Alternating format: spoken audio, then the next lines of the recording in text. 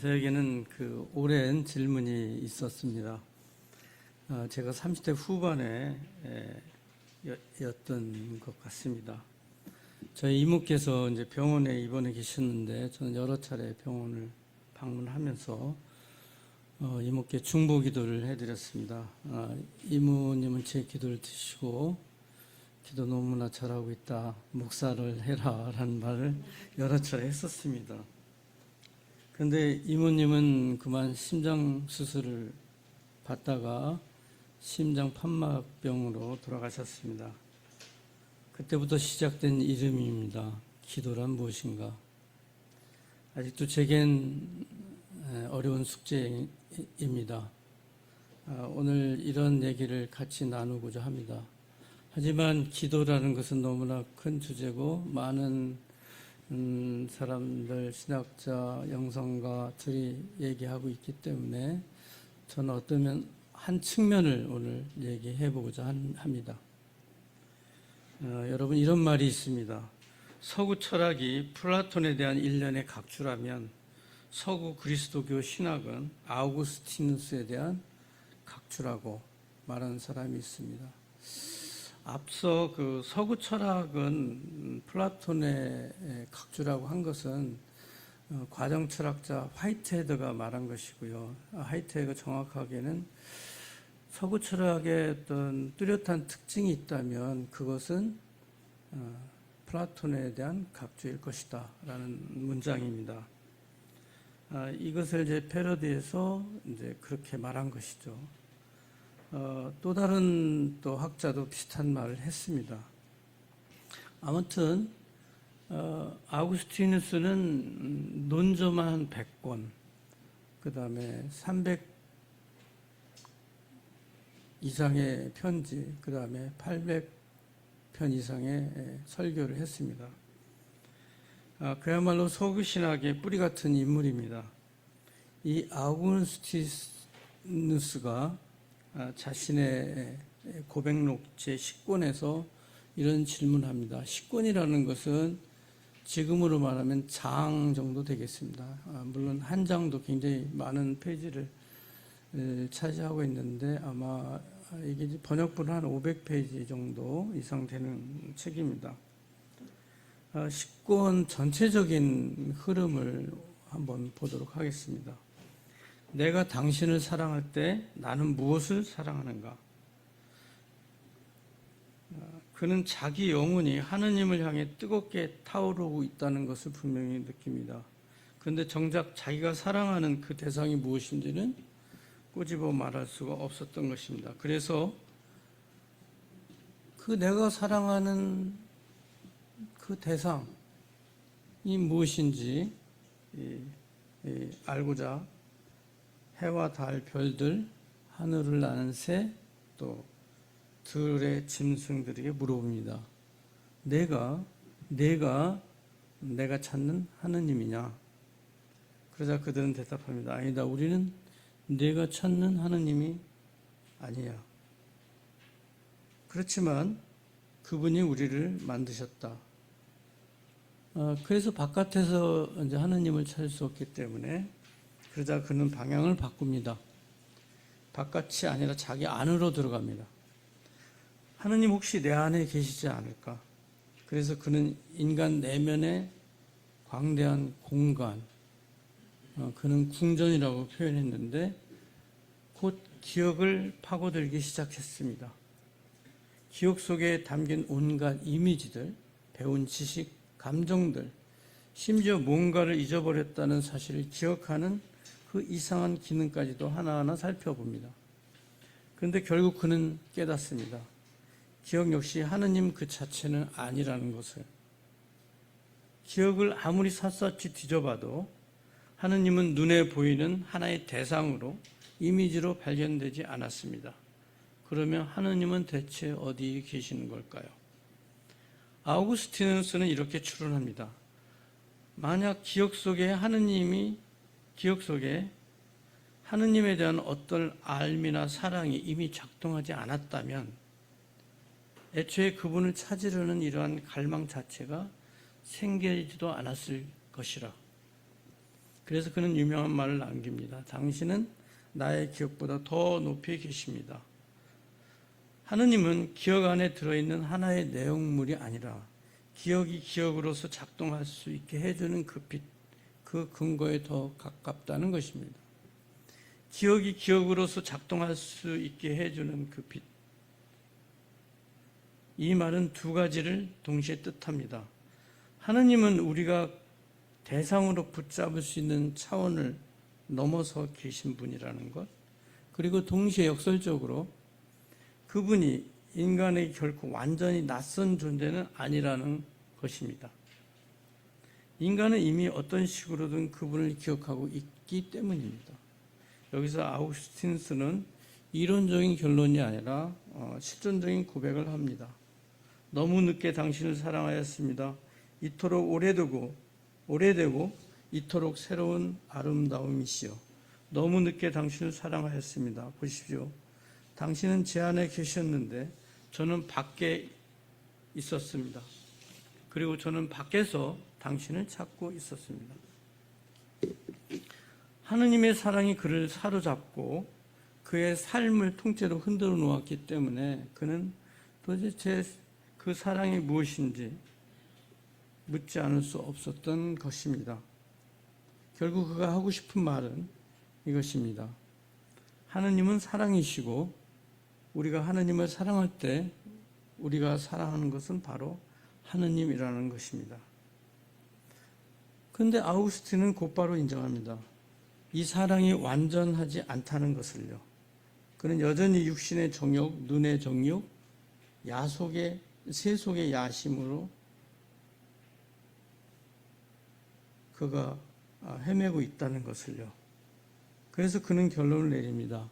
자기 힘으로는 이 사랑을 도저히 완성할 수 없다고요. 그래서 그 유명한 청혼을 드립니다. 명시하는 바를 베풀어 주시고 원하시는 바를 명하십시오. 하여튼 모를 듯 전혀 알 수 없는 말입니다. 풀어서 말하면 이런 뜻입니다. 당신께서 명하시는 것을 제가 실천할 수 있는 힘을, 그리고 그것을 기쁘게 실천할 수 있는 마음을, 이것을 먼저 은혜로 주십시오. 그런 다음에 원하시는 대로 저에게 명령을 내려주십시오. 이 말은 결국 이런 고백입니다. 인간은 절제하라 사랑하라는 계명을 자기 의지만으로는 완수할 수 없다는 것, 그 계명을 지킬 힘 자체가 은총으로 주어져 있다는 것입니다. 그러니까 자기 자신을 탐구하는 데 시작해서 사랑의 고백에 이르는 이 긴 여정이 결국은 하느님께 자신을 온전히 맡겨드리는 기도로 끝나는 것입니다. 기도란 결국 자기가 무력하다는 것을 인정하는 고백이며 계명을 지킬 힘조차도 은총으로 청해야 한다는 겸손입니다. 하느님은 초월해 계시고 인간은 죄로 인해 무력하니 그 간극을 이어주는 분이 바로 또한 그리스도라고 고백합니다. 기도 곧 고백이라는 이 언어 행위를 통해서 아우구스티누스는 자기 자신을 하느님 앞에 그리고 자기 자신 앞에 드러내는 겁니다. 이 고백의 목적은 자기 자신을 하느님 앞에 변화시키는 것이고 궁극적으로 계명을 지킬 힘조차 은총으로 구하는 겸손한 행위입니다. 기도는 인간이 하느님을 움직이는 수단이 아닙니다. 오히려 하느님이 인간을 움직이시고 그리고 이 움직이고 계시던 그 과정에 우리가 참여하는 행위입니다. 여기까지 그 아멘으로 받으셨다면 그 더 이상은 이제 안 보셔도 되겠습니다.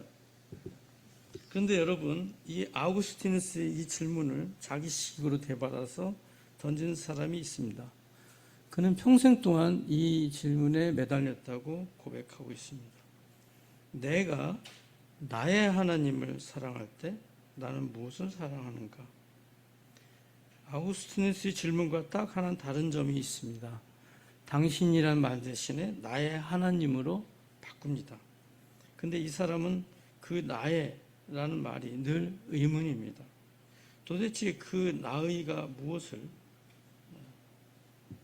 라틴어는 데움, 메움, 나이가 무엇을 가리키는지 자기도 모릅니다. 그래서 그는 내가 누구에게 기도하는지 모른 채 기도합니다 라고 말합니다. 그의 기도는 받는 이가 누구인지조차 불확실한 채로 이루어지는 부름입니다. 이 사람은 바로 프랑스 철학자 자크 데리다입니다. 데리다가 쓴 할례 고백이라는 책이 있습니다. 이 책은 할례와 고백, 컨페션을 합성한 단어입니다. 1990년에 나온 이 책, 자기가 59살 때 쓴 책은 아우구스티누스의 고백록을 일부러 모방하고 패러디하면서 쓴 텍스트입니다. 어머니의 임종을 지키면서 쓴 자전적 고백이죠. 데리다의 할례는 자기가 선택한 것도 원한 것도 아니고 강제로 몸에 새겨진 흔적입니다.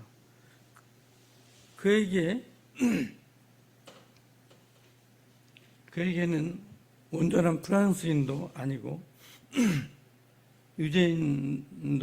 온전한 유대인도 되지 못하게 만든 경계인의 상징, 그것이 할례입니다.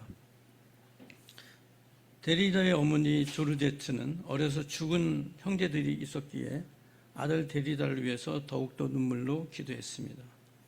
그리고 아들이 알제리 태생 유대인이었기 때문에 표준 프랑스어를 쓰고 프랑스인 정체성을 갖기를 간절히 바랬습니다. 유명한 일화는 이제 차이를 많은 디퍼런스를 이제 끝에 E를 A로 표기했을 때 그 어머니가 굉장히 우려했다는 말도 있었습니다. 그 유명한 일화입니다. 아무튼 그러한 프랑스로서의 어떤 프랑스인으로서 정체성을 갖기를 늘 염려했습니다. 그런데 그런 어머니가 치매에 걸려서 말을 잃고 급기야 아들조차 알아보지 못하게 된 것입니다. 이렇게 된 어머니는 데리다에게 있어서 소통할 수 없는 절대적 타자성, 환원 불가능한 타자가 되어버립니다. 그는 죽어가는 어머니 앞에 쉬지 않고 기도합니다. 사실 그는 59년 동안 쉬지 않고 기도한다고 그 책에서 고백하고 있습니다. 그런데 이 기도는 그리스도교나 유대교의 신처럼 딱 정해진 대상을 향한 기도가 아닙니다. 데리다는 이렇게 말합니다. 내가 누구에게 기도하는지 알았다면 나는 이 모든 것을 알았을 것이다. 어머니의 임종이 보여주는 절대적 침묵과 불확실 때문에 아들은 더욱 간절한 순수한 기도를 하게 됩니다. 전통교회의 기도는 하느님이라는 뚜렷한 수신자, 뚜렷한 목적지를 향해 나아갑니다. 그런데 데리다의 기도는 오직 당신에게라고 말하면서도 그 당신이 누구인지 끝내 확정하지 않습니다. 그런데도 그는 기도를 그만두지 않습니다. 여기서 데리다의 기도에는 하나의 역설이 생깁니다.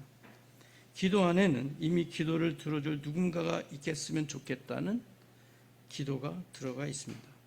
그리고 바로 이것이 기도하는 사람을 눈물 짓게 만듭니다. 말을 걸어도 아무 응답이 돌아오지 않는 존재의 곁에서 그럼에도 계속 말을 건네는 행위, 이것이 데리다에게는 기도의 원형적인 모습입니다. 다시 말해서 기도란 응답을 전제하지 않고도 계속 부르는 부름이라는 것입니다. 데리다는 자기가 온전히 프랑스인도 온전한 유대인도 될 수 없다는 그 상처, 곧 할례를 숨기지 않고 오히려 드러냅니다. 그렇게 함으로써 그는 자기에게 찾아오는 낯선 타자들을 아무 조건 없이 받아들이는 무조건적인 환대의 철학으로 나아갑니다. 상처가 있기 때문에 비로소 다른 상처 입은 존재들과 연대할 수 있다는 생각, 이것이 데리다가 아우구스티누스의 세례에 맞서 자기의 할례를 평생의 화두로 삼았던 것입니다. 아우구스트의 세례. 아우구스트는 그 세례를 중심으로 한 어떤 고백적인 하나의 그 신앙과 신학을 확립한 사람이죠.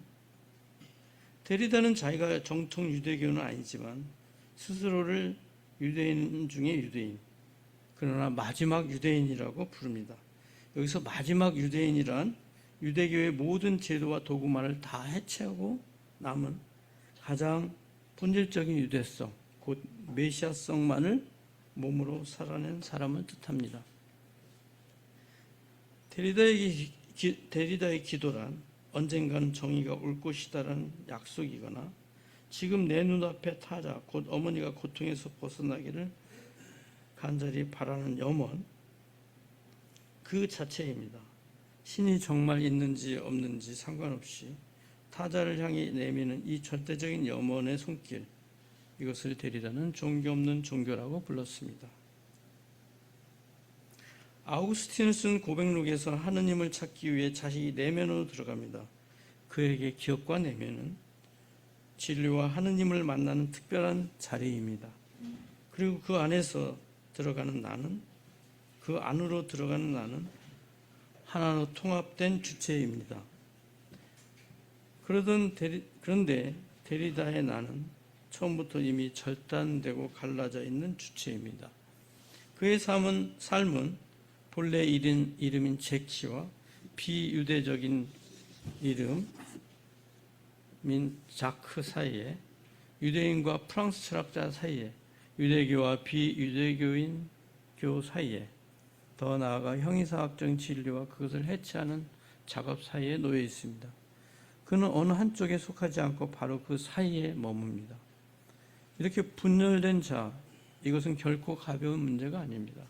이것은 기도와 열정의 문제입니다. 그의 삶은 심리학적으로, 문학적으로, 신학적으로 어느 정도는 설명할 수 있을 겁니다. 그러나 그 어떤 설명도 그 삶을 살아내는 방식 자체를 대신할 수는 없습니다. 삶의 가장 깊은 자리는 분석의 대상이 아니라 기도의 대상입니다. 갈라진 자아와 그 눈물은 계산할 수 있는 것이 아닙니다. 기도와 눈물, 그리고 열정은 계산할 수 없는 것이고 바로 그렇기 때문에 선물입니다. 이것은 우리가 하나의 사건으로 경험하는 것입니다. 이 사건의 철학자, 또한 신학자인, 또 해체주의 신학자, 포스트 모던 철학자라고 하는 급진 신학자 존 카프터가 있습니다. 이 급진 신학이라는 것은 이제까지 우리가 알고 고백했던 신학과는 대조적으로 다른 편에 서 있습니다. 카프터는 이렇게 말합니다. 이름이라는 것은 사건보다 좁은 것이고, 이름은 사건을 한정지어 붙잡아두는 명명행위라고요. 우리가 5.18을 생각해 보면 알 수 있다. 5.18 사태라고 처음에 명명하고 또 왜곡하기도 했습니다.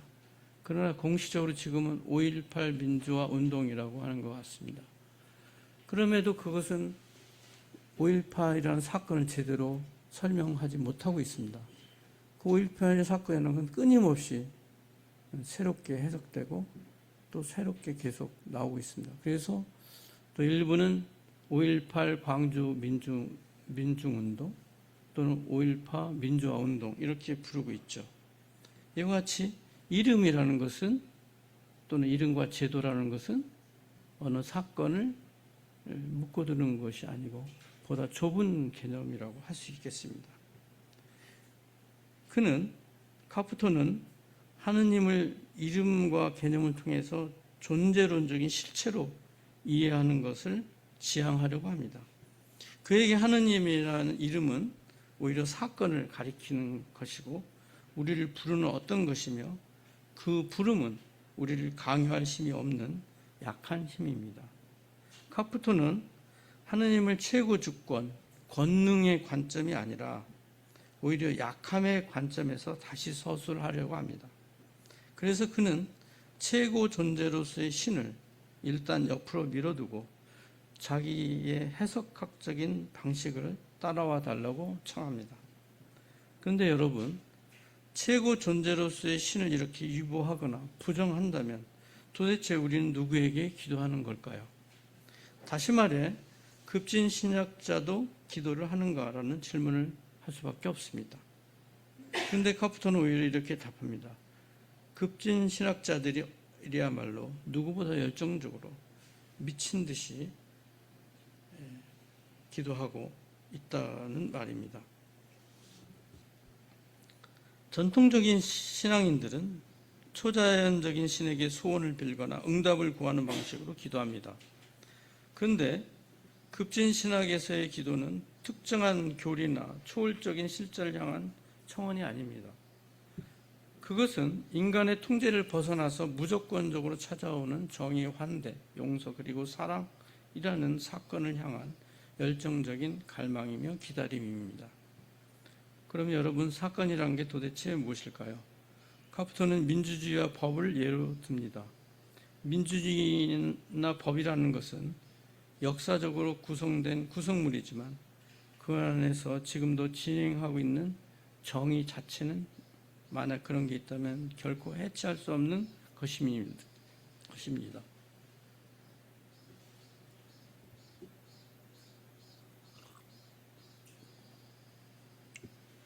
민주주의라는 이름 안에서 일어나고 있는 것은 지금으로서는 미리 알 수 없는 앞으로 도래할 민주주의에 대한 열린 꿈이자 기대입니다. 바로 이게 사건입니다. 마찬가지로 급진신학에서 종교와 하느님이라는 것은 해체할 수 있는 역사적, 물질적 구성물입니다. 그런데 그 종교와 하느님 안에서 지금 일어나고 있는 것, 그것이 바로 사건이고 이것은 해체될 수 없는 것이며 이것이야말로 급진신학이 진짜 다루고자 하는 주제입니다. 그래서 급진신학에서 하느님이라는 이름은 최고 존재자, 그러니까 유신론에서 말하는 신이 아니고 사건의 이름입니다. 이것은 일종의 있을 수도 있음, 다시 말해서 어쩌면, 그것도 위험한 어쩌면 perhaps입니다. 앞서 살펴본 데리다의 경우로 보면 아시겠지만 교조적인 상징이나 제도적인 교리가 사라진 자리에도 인간은 여전히 절대적인 타자와 미래의 도래를 향해 울부짖고 간절히 바랄 수 있습니다. 이것이 바로 신학적인 확실성 없이도 성립하는 신없는 기도 혹은 철학적 기도라고 할 수 있을 겁니다. 카프토는 이렇게 변정합니다.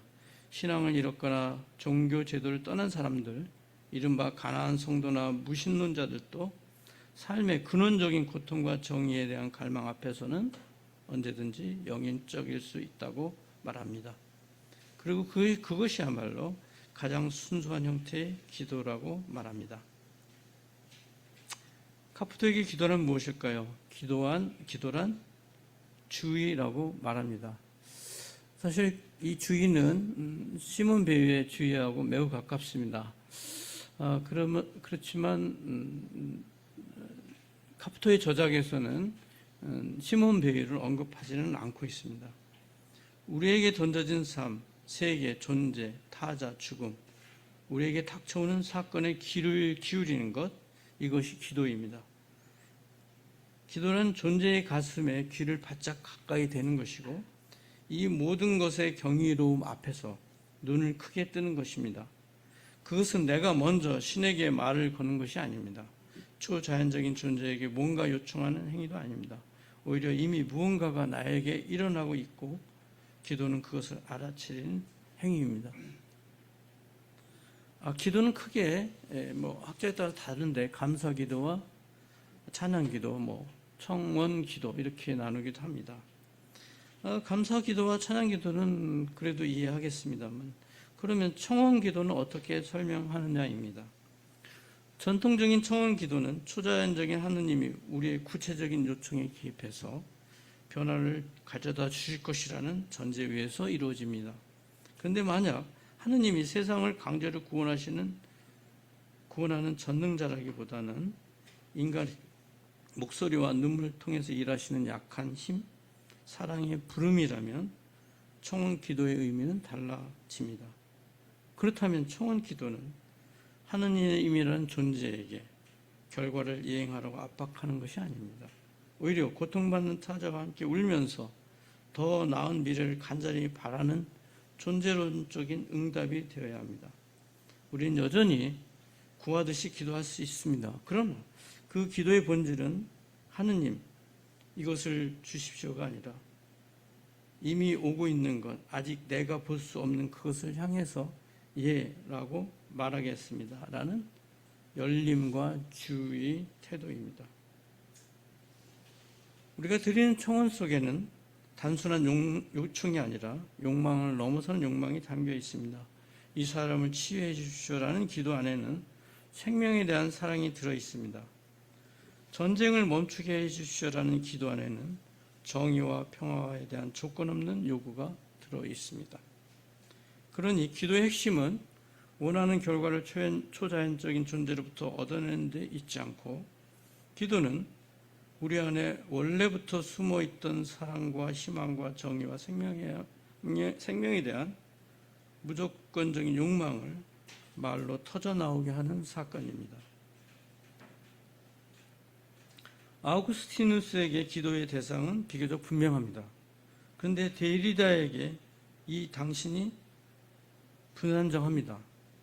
그리고 카푸토에게는 이 수신자의 불확실성의 기도를 무너뜨리는 게 아니라 오히려 기도가 얼마나 급진적인지를 드러내 줍니다. 기도가 성공을 보장한다면 그건 일종의 거래에 지나지 않습니다. 그러나 결과가 전혀 보장되지 않은 채로 계속 한다면 그거야말로 진짜 무조건적인 기도가 되는 것입니다. 여러분, 오늘의 하늘 뜻 표기의 제목으로 돌아가 봅시다. 내가 기도할 때 나는 누구에게 기도하는가? 만약 우리가 하느님을 초월적인 절대자로만 이해하는 방식을 잠시 유보해서 생각해 본다면 어떨까요? 그렇다면 하느님이라는 이름은 우리에게 찾아와서 속삭이고 위로하고 새로움을 찾고 이끌어 주시는 하나의 사건을 가리키는 이름이 됩니다. 우리는 기도할 때 하느님을 부르게 되지만 사실 그것은 하느님 사랑의 역사를 긍정하는 부름입니다. 하나님의 역사가 우리에게 오시기를 청하고 그 오심에 감사드리는 것입니다. 이것은 우리를 하느님의 사랑에 참여해 주시는 크나큰 은사입니다. 다시 말해 기도의 대상을 존재로 실체로 여기지 않으면 우리는 대상 없이 하느님의 사랑 행위, 즉 사건에 집중해 기도할 수 있습니다. 그렇다면 여러분, 우리는 실제로 기도를 어떻게 해야 할까요? 실천적으로 볼 때 기도의 어려움은 무엇일까요? 기도는 서로 주고받는 대화인데 우리는 이성으로도 감각으로도 만날 수 없는 그 하느님 혹은 그 사랑의 펼친 그 자체와 어떻게 소통할 수 있을까요? 우리는 하느님을 먼저 이해한 다음에야 기도할 수 있다고 생각합니다. 그런데 사실은 그렇지 않습니다. 오히려 하느님에 대한 알은 기도의 경험에서 나오는 것입니다. 성서가 말하는 하느님은 철학적으로 말하는 하느님이 아니라 우리가 몸으로 겪어내는 관계로 이해하는 것이 옳습니다. 한 인간이 하느님과 대화한다는 게 얼마나 가능할까요? 어떻게 그 대화가 이루어질 수 있을까요? 쉽게 말해서 서로 언어가 통할 수 있을까 하는 질문입니다. 바울은 로마서에서 우리에게 어떻게 기도해야 할지 알지 못할 때 성령께서 우리의 연약함을 도우신다고 말합니다. 저는 한동안 교통사고로 식물인간이 된 친구와 그 가족을 위해 기도했습니다. 그러나 안타깝게도 그는 3년 만에 이번 달에 세상을 떠났습니다. 그리고 요즘은 암으로 투병하는 친구와 친구, 그리고 노안으로 투병하는 지인들, 김창락 선생님을 위해서 매일 아침과 저녁에 기도하고 있습니다. 이런 중보 기도는 물론 청혼 기도의 한 종류입니다. 중보 기도란 도움이 필요한 다른 사람이나 이웃 혹은 나라를 위해서 하느님의 자비와 은혜를 구하며 대신 간구하는 이타적인 기도입니다.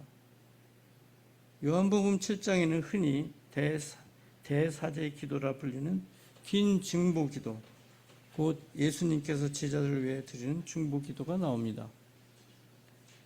다만 신학적으로 엄밀하게 말한다면 존 칼빈 등 많은 학자들이 말한 바와 같이 인간과 하느님 사이의 유일한 중보자는 예수 그리스도이십니다.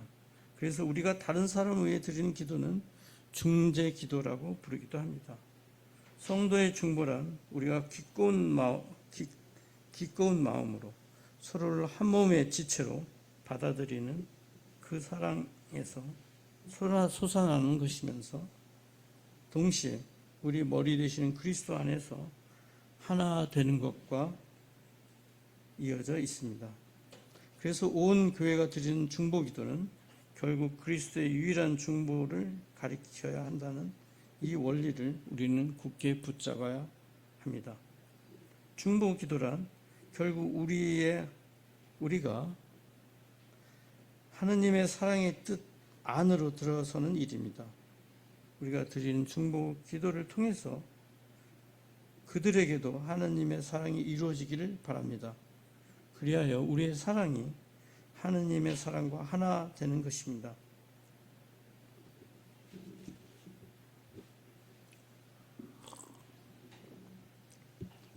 오스카 쿨만은 성령의 활동을 마지막 종말의 천치, 곧 앞으로 완성되게 될 것을 미리 맛보게 하는 약속의 선물로 설명합니다.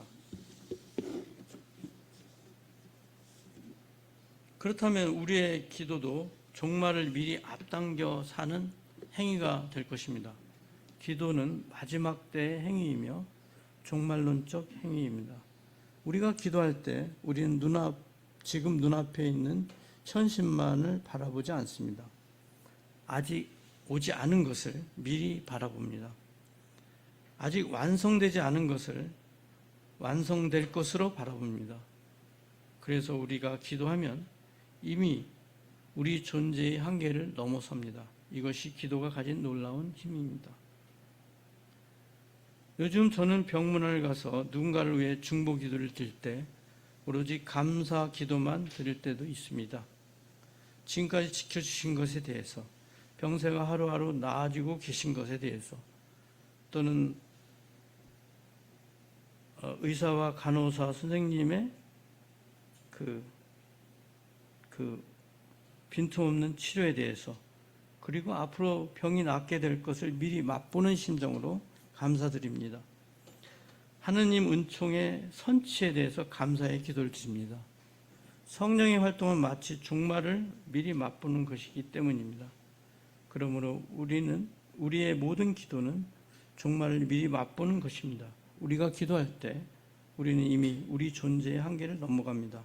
이것이야말로 기도가 지닌 가장 높은 이름입니다. 오늘 본문은 끊임없이 기도하십시오입니다. 가장 어려운 얘기입니다. 왜 끊임없이 기도해야 합니까? 끊임없이 사랑에 깨어 있으라는 말씀입니다. 끊임없이 타자의 고통에 주의를 기울이라는 말씀입니다.